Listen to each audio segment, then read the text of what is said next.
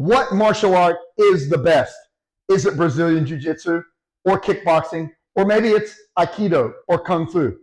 Today, I'm going to answer that question for you. Let's go up.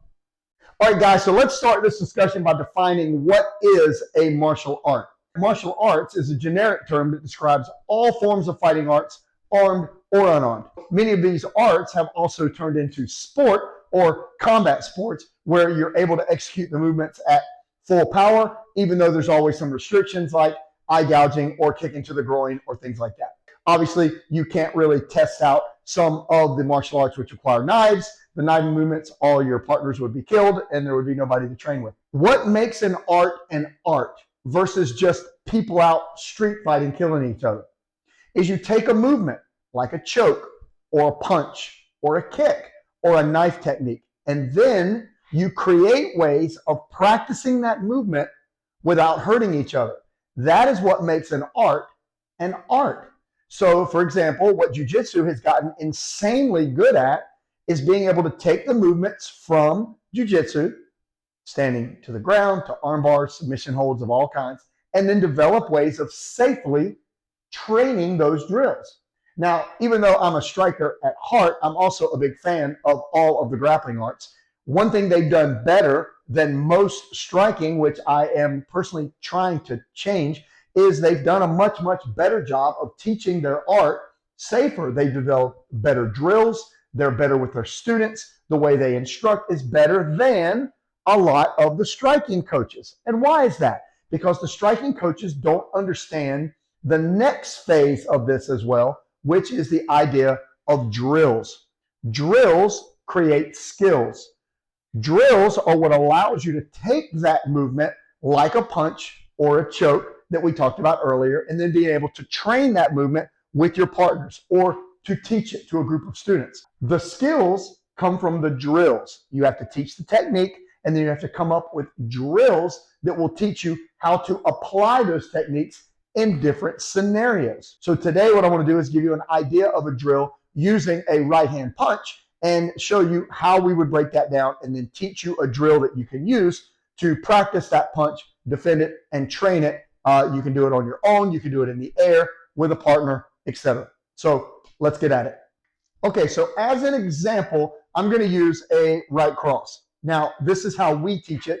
I understand there's other ways different people teach. I like the orthodox boxing right cross.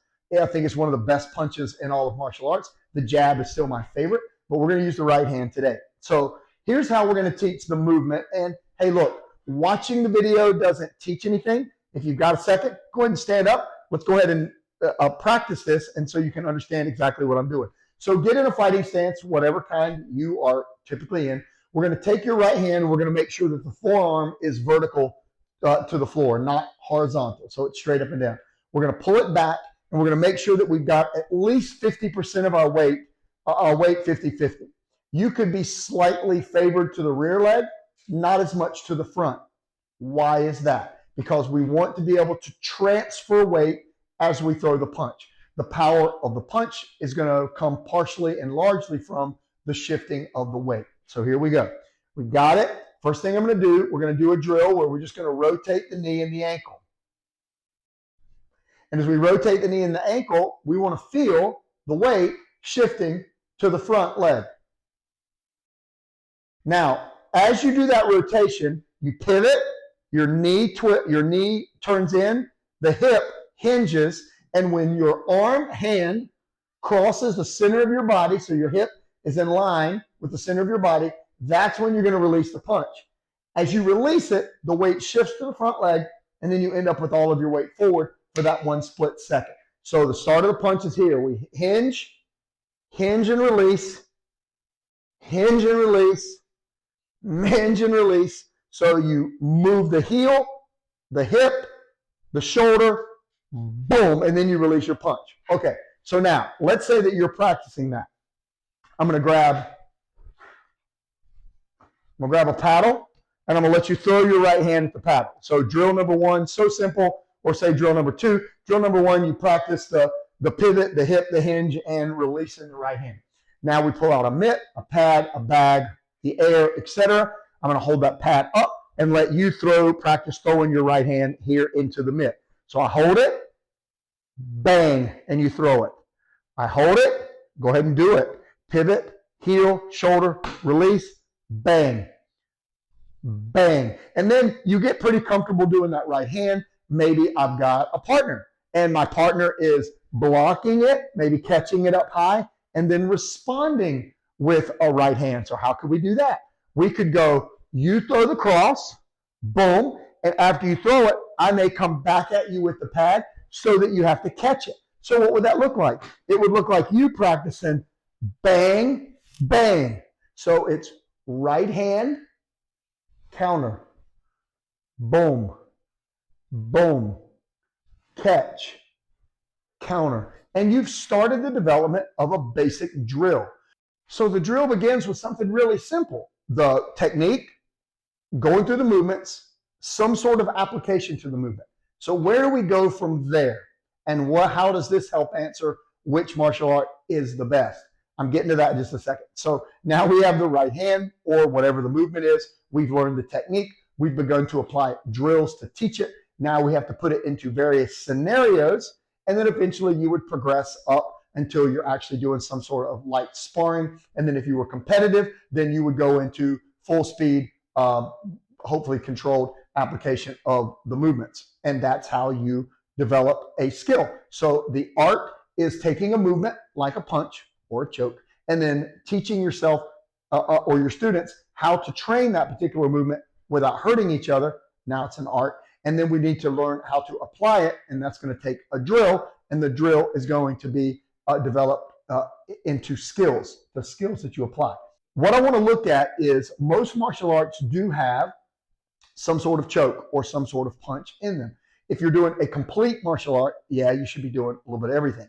If you favor one over the other, I'm going to make this argument that it may not be the martial art that makes you more effective. Of course it is. I mean, knowing how to apply certain chokeholds are devastating. Knowing how to throw good, clean, sharp, fast punches, yeah, it's very effective. But the attributes that are developed as a result of the training, the speed that you acquire, the power, the balance, the confidence, all of these are called attributes, and they are things that are developed as a result of training. Now, keep in mind, the techniques have to be legit. It's obvious, we know that a well-seasoned jiu-jitsu player that knows how to get a guy down on the ground is excessively effective. But we also know that the concrete isn't our favorite place to live if we're a grappler. And if there's multiple opponents, or I've got my family with me, my first option may not want to be to go to the ground. So having the ability to handle a few things from the stand-up, respond to a punch, block it, roll under it, counter punch it, etc., would be effective. Just like if I'm a striker and you hit the ground and you don't know what to do. I mean, come on. We all know now at this point that we got to have some balance. Your attributes that are developed as a result of training in a martial art may be the thing that gives you the best advantage regardless of the type of situation you're in the street. When competition comes, that's a little different because now we're in a rules environment. We're up against players who are playing the same game that we're playing, under the same rules that we're playing, and then that changes things a little bit. So what martial art is the ultimate martial art? Guys, it's the one that you're actually going to practice, the one you're going to do, the one that we can prove through research, study, and practice that's going to be the most effective. Some are going to be better for stand-up, some are going to be better for the ground. But maybe what we do is we take the individual style names away, and then we start looking at maybe which punches are the most effective, which takedowns have the best ratio of success, which chokehold is the easiest to apply. That type of thinking versus my style of martial arts is better than your style. I really don't think that's the case. And this is coming from somebody I'm 58. I started when I was 15. I can't even count that high. That's a lot of years of practicing martial arts and training in different styles. When you're training, the attributes you're developing as a result of the training may be equally as important as the techniques themselves. Guys, I'm Alan Branch from Glove Up. Thanks for stopping by and watching our channel. What I'm here to do is to help anybody who has a passion for martial arts improve their striking skills, their concepts, and their teaching ability through proper education of how to do movements, how to use drills to create skills and to give you a thinking philosophy on teaching and help you with you and your students. So please subscribe to the channel if you want to hear more. I'd love to hear your comment of what you thought of this content, and I'll see you next time.